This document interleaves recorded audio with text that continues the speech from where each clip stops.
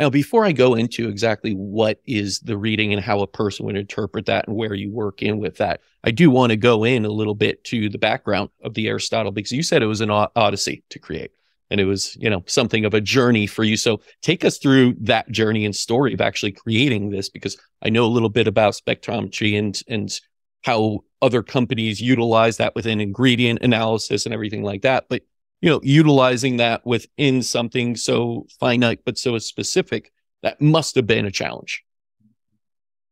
Absolutely. Absolutely. So I started, I don't want to go back to, I was born. I started my first year of my doctoral program under the direction of a fantastic scientist by the name of Dr. Highway Gu, a true pioneer in our field, and somebody who I'm very proud to have, his academic lineage.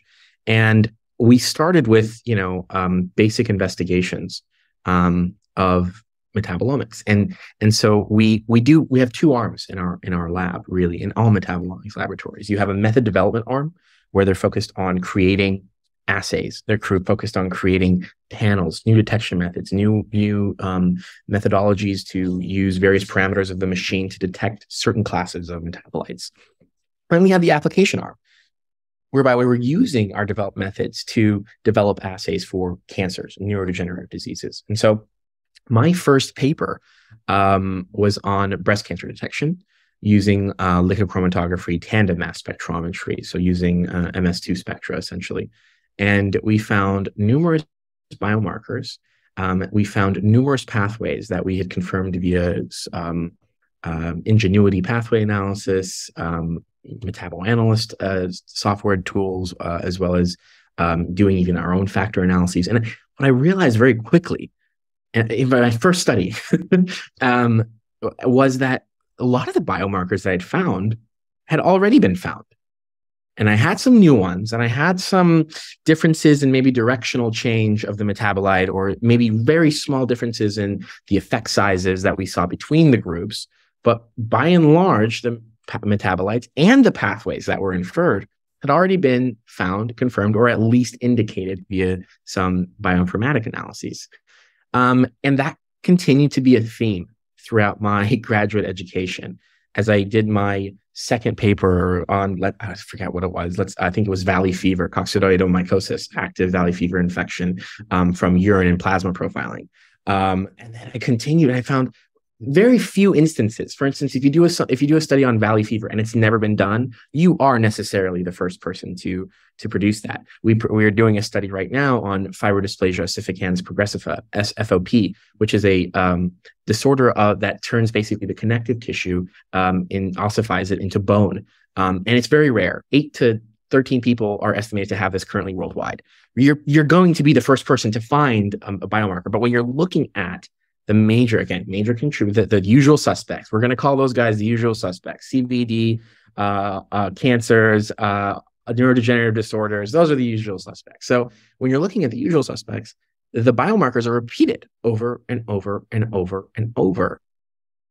The patterns are tangentially related over and over and over and over. You start to realize very quickly that, and again, I noticed it in my first paper, and by my 30th paper, I was convinced that there is this massive buildup of research knowledge that is not being translated to practice. There is so much we know, and there's so much of it that has trickled over to practice. We have this ocean of knowledge, of data. We have an ocean of data. We have, lakes of hypotheses. We have, puddles of knowledge and like an odd drop of wisdom. And that is really a shame, because there is so much data that has been generated, that has been reproduced, that has been validated, that is currently not getting through that translational pipeline. So my doctoral thesis was, first of all, love letter to metabolomics, and then this sort of I don't know if you want to call it this protest against the fact that our translational throughput is severely limited. And there's many reasons for that. There's the inavailability of at-home detection methods. That's why we choose things like the dry blood spot for metabolomics testing, or our upcoming bunny wipe for microbiota testing. We are choosing the at-home, basically the roadmap to Theriome is encased in my dissertation. If you take a close enough look, you'll see it's up there. We lament the fact that there's no good kits really for reliable omics analysis, and so we're developing them. We realize that there's very little to no databases that have collected multi-layer omics data, and without a layering of omics, you're always going to have an incomplete picture of that person. And so, of course, our goal is to continue to roll out tests such as a proteomics screen, an RNA-seq panel, et cetera, up to the genome. And we also noted that there's things that are out of our control that have really impeded this translational development. Some things like regulations that are by and large out of the control of researchers like me, unless we're called upon to give an expert opinion or something. Or even the scientific incentive of academia, which places very little value on translational work because it is often an intensive years-long project. And if you are tenure-track faculty chasing tenure, your job is to produce papers. You want the 30 papers in 5 years. You do not want to have, and maybe it's a Cell Nature Science paper, but you do not, and maybe sometimes cannot spend 2 to 5 years working on this sort of validation effort. And so, of course, this has really impeded our understanding. And one thing that we're sort of leaving behind is this traditional model of frequentist statistics. We are now moving to a model of very advanced machine learning methods, as well as some nascent true deep learning methods and convolutional neural networks that are assisting us in our data analysis and interpretation. So Theriome was really just the synthesis of a bunch of really good ideas, I think, that are designed intentionally to increase that throughput and open up that valve from, again, the oceans of data we have and the trickles of use of applications that we've developed.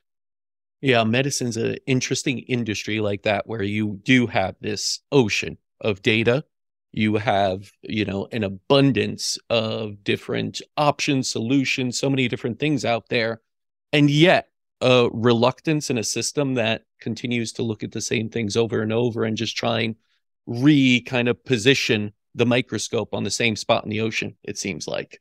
And it's frustrating at times. I'm sure you know this too, trying to launch something that's a little bit outside of the norm, let's say, of what people are looking at.